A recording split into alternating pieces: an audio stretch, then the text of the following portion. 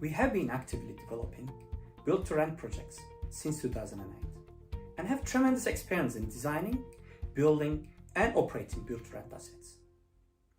We have a particular passion for placemaking, design and build quality, as well as sustainability.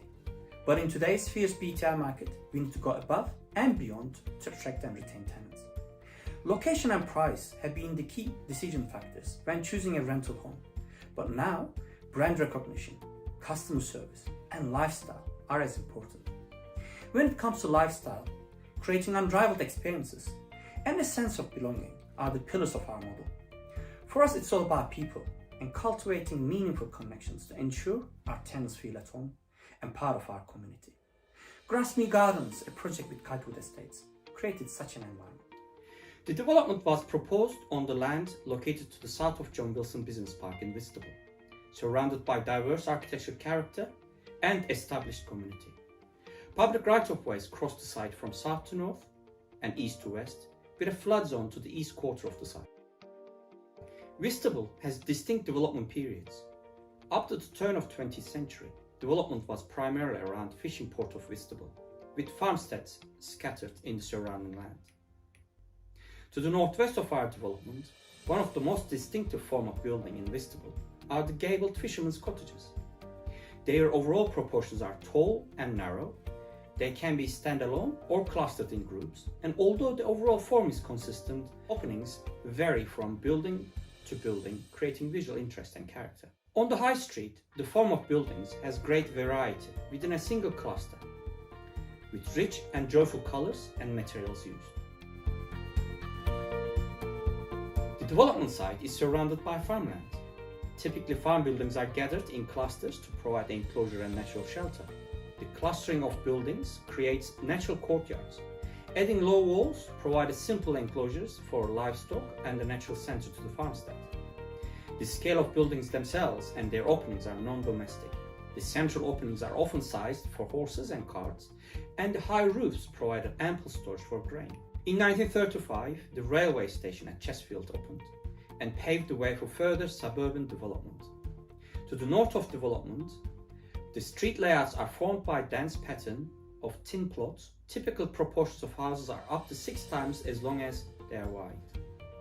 This layout gives a distinctive and rigorous rhythm to the streets. To the south of our development, Grasmere Village comprises houses set back from the road with open space and greenery. The roads have generous verges and large front gardens. The language of the houses is characterized by dominant pitch roofs, with the upper floors often incorporated into the roofs. In terms of an immediate context, the site is framed by trees to east, industrial to north, town to west, garden suburb to south and east, with primary access east to the north.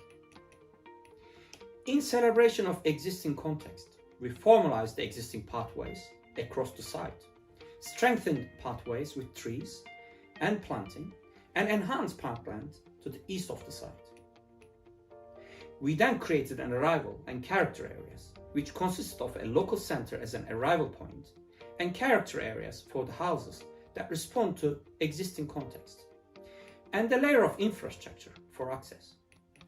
Before finalizing the master plan for 350 new homes, with an objective to create a lifestyle, in keeping with the larger industrial buildings to the north, farmstead buildings have been created to consist of a smaller number of apartments.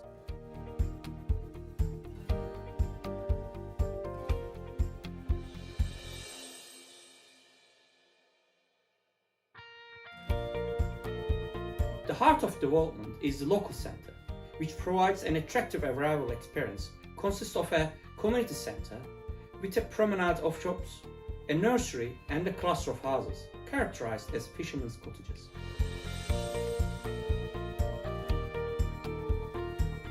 To complete the arrival experience, a public house is created which provides an exceptional community center, facing the newly formed wetland and gardens.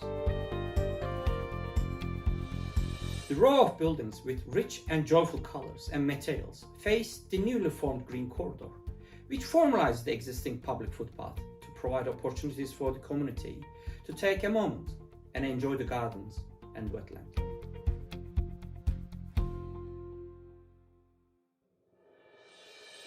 south, the garden village houses are characterized by large areas of roof that often come down to the lower story to create a larger proportion of roof to wall. They often have large chimneys and dormer windows that creates an interesting skyline. The garden village provides a cluster of homes to face a central green area with an opportunity for families to use it for a variety of activities and connect. Whereas the suburban houses are arranged in small clusters that are defined by layers of planting and relationship of houses. These create small areas of defensible space that are shared by 4 to 5 houses, with car parking hidden among landscaping. This allows a green streetscape that is not dominant by car parking and creates several smaller neighborhoods along each street. The articulated shared amenity space not only provides for children to safely play, but also influences the way which residents use it. It's formed to create opportunities to connect, foster a sense of belonging and community spirit. This variety of private, semi-private and public areas with the practice of rigorous pattern promotes community development within layers of neighborhood whilst creating safe and secure courtyards.